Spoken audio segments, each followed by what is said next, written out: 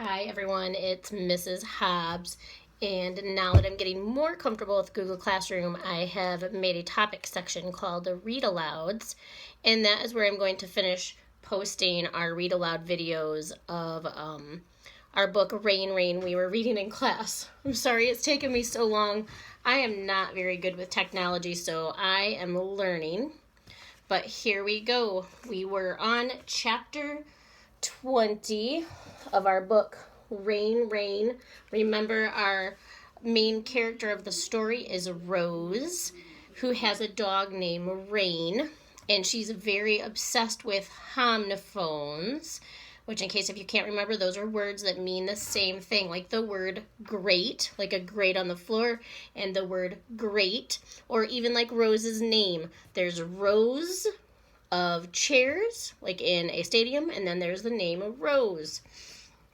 So the last chapter I read was chapter 19, and in that chapter, remember, a hurricane was coming, and Rose was really upset, and she could not find her dog, Rain, anywhere, and her dad let the dog out, and right now she's kind of frantic because she doesn't know where her dog, Rain, is. The next chapter that I'm going to read is called Why I Get Mad at My Father. This is chapter 20. I sit in my chair at the kitchen table. Something has happened to Rain. My father let her outside and she didn't come back. This is not like her. She may be lost. I stand at the window again and I gaze out at the rushing water, at the fallen trees at the bottom of our yard that now looks like a pond. Find her! I jump, I turn around to see my father. He's standing in the doorway to his bedroom wearing an undershirt and his boxer shorts. What time did you let her out, I ask. What do you mean? Does that mean that you didn't find her? She doesn't come when I call. Why can't you just answer me? Say, no, I didn't find her. No, I didn't find her. What time did you let her out? My father scratches his head and sits at the kitchen table. Power's out, he says. Phone, too. I have to answer your questions, but you don't have to answer mine. I see a mean little smile on my father's face, but all he says is 7:15. 7 and 1 and 5 add up to 13, which is a prime number. But in this case, I don't think it's a good thing. She's been gone for over an hour, I reply. Now you answer my question. Is the phone out too? Yes. Why didn't you watch Rain when she went out? Rose. But why didn't you?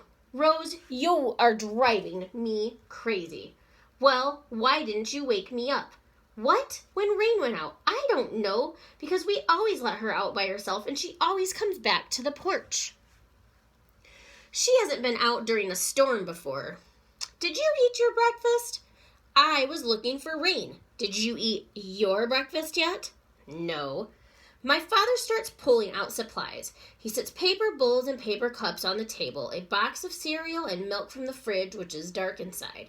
The milk is still okay, he says, sniffing it. I walk from the window to the table and back to the window. I open the front door and I call, Rain! Rain! Breakfast is always ready, says my father. Rain is missing. I step back inside. My father goes to the window. What a mess, he says. The bridge over the driveway washed away. I tell him, we're stuck here. Darn! I wish we could call Uncle Weldon. What's he going to do? Help me look for Rain. Why didn't you watch her when she went out? I've already answered that question, Rose. Now let's eat. I stand at the window and I pace into my bedroom and back to the window. Why didn't you check to see if she came back? My father slams his hands on the table and the carton of milk jumps. He looks at the Atlantic City clock. It's 8:30, he says, and I've already had it with you. 8:30 is when my father has had it with me, and also when I notice that Rain's collar is hanging on the doorknob. That is where I left it last night, before my father made Rain and me go to bed without peeing. Rain is lost outside, and she isn't wearing her collar. She has no identification. My father is the one who let her out, and that is why I am mad at him. So think about it right now. Rose is pretty upset because she still can't find her dog, who she uses that's like a therapy dog. And, it's a pretty big deal for Rose to be able to explain that she is mad at her dad because, remember, Rose is a child that has autism, and it's very hard for them to express their feelings. The next chapter is chapter 21, which will be all I do for today. And this one is called Rain's Nose. All dogs have smart noses, but Rain's must be especially smart. I think of the day she followed me through the hallways at school until she found me in Mrs. Crucial's room. Her nose had to sort through the smells of dozens of kids and teachers and choose just the right one to track me.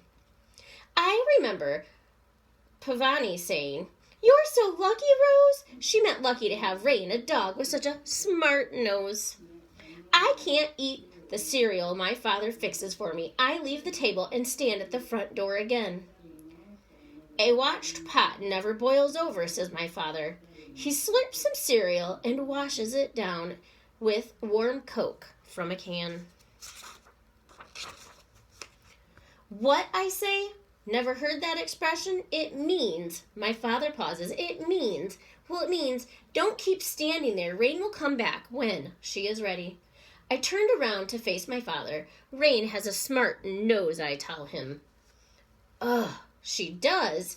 Even if she got turned around in the storm, her nose will help her find her way home. Okay then, come eat your breakfast. The day is long and dark. The rain stops falling and the wind stops blowing, but the sun doesn't come out. Our house is cold. My father puts on pants and a flannel shirt. He makes a fire in the wood stove. I think I would feel warmer if Rain were here. After breakfast, I ask if I can go outside and search for Rain. My father stands on the front porch and considers this. At last, he says, "You can go outside, but don't you leave the yard. There are power lines down, and you can electrocute yourself. Don't go near any wires, and don't go near any water. You have no idea how powerful rushing water is." Could Rain swim in it, I ask? In rushing water? Probably not.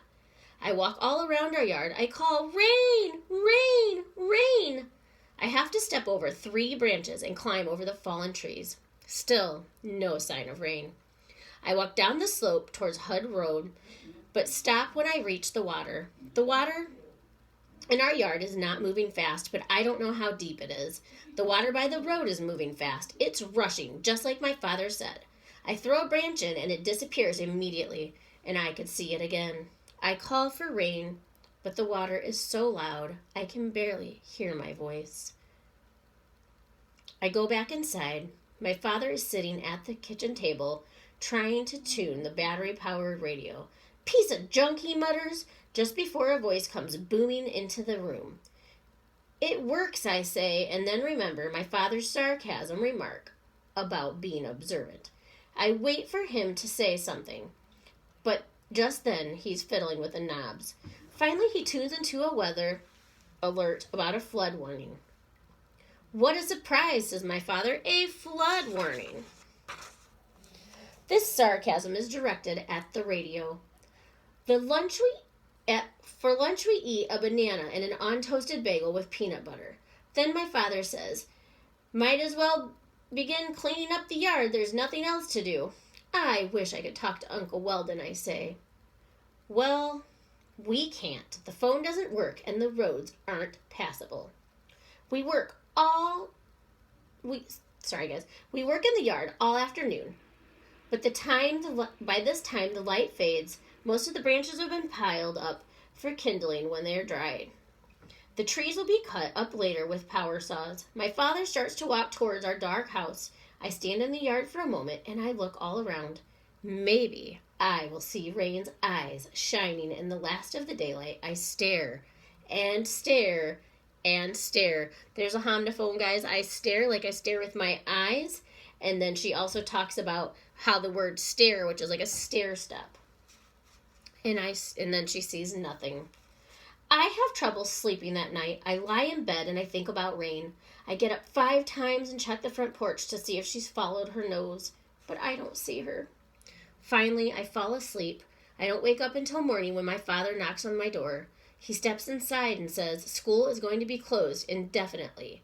He's carrying the battery-powered radio. "Is Rain on the porch?" I ask. My father sighs, "No. What are we going to do today?" He gestures out the window. "Sun is shining. It's a little warmer. We can work in the yard again." "Okay. How long do you think indefinitely is?" My father shakes his head. "Rose, indefinitely is indefinitely. It means they don't know. So indefinitely implies uncertainty. I don't like uncertainty. Couldn't someone make a guess, I ask? I really need to know. "Sorry, you're going to have to wait." My father holds out the radio. "I've been listening to the news," he says. "The power is out everywhere. Millions of people are in the dark. Millions. It could take weeks to restore it, and your school won't open until the power is back. But I need my routine. But most of all, I need rain." My father and I eat dry cereal and crackers and peanut butter for breakfast. Then we step into our yard again. My father looks at the fallen trees. I walk towards Hud Road and look at the water. It seems a little lower in our yard, but all around me I can still hear a loud whooshing sound. Whooshing and roaring. The little brooks have become streams, and the streams have become rivers. I can imagine that they have washed away our bridge. They washed away our things. Bigger things, smaller things, houses maybe, and all kinds of living creatures. I look at the power lines that still lie across Hud. I look in the direction of the Luck of the Iris and see the trees that have fallen across the road, blocking the way. I realize it will be a very long time before Uncle Weldon can visit. Late in the afternoon, when my father is getting tired of buzzing through trees with his chainsaw, I see someone making his way along the road. "John!" my father calls. The man waves to him. Then he wades to the side of the road and stands near the spot where our bridge should be. "Guess you're stranded," says John, who has a prime number, name 47, and who may be someone my father knows from the Luck of the Irish. My father puts one hand on his hip. He wipes his brow with his sleeve. "Yup, it will be a while before this is fixed. Maybe I can build a temporary bridge over the stream. Have you heard any news?" "The flooding around here is terrible," says John 47. "Whole towns washed away. Not ours, but others. People's houses gone. Plenty of others will have to be condemned. Don't know where the owners will go." My father shakes his head. What a mess. By the time my father and I go to bed, I realize that Rain has been missing now for 37 hours. Another number that is prime, but not good. I lie in my bed wearing layers of clothes because the house is cold. I listen to the rushing water. For the first time, I think that maybe Rain has gotten so lost that she won't be able to find her way home. So it's been 37 hours and Rain is still gone. I want you to think about Rose and how she must be feeling right now. Not only is her dog gone, but she also doesn't have her routine of going to school every day. That kind of sounds familiar right now. None of us really have our routine of going to school every day. And sometimes that can kind of make us feel a little bit uncomfortable, missing our friends and just missing the stuff that we do every day. So I want you to think about in the next chapter. The next chapter is called What Must Have Happened. And I want you to make a prediction about what you think that title of that chapter means. If you want to send me an email, you can, or you can just leave me a message, a comment under the read aloud section.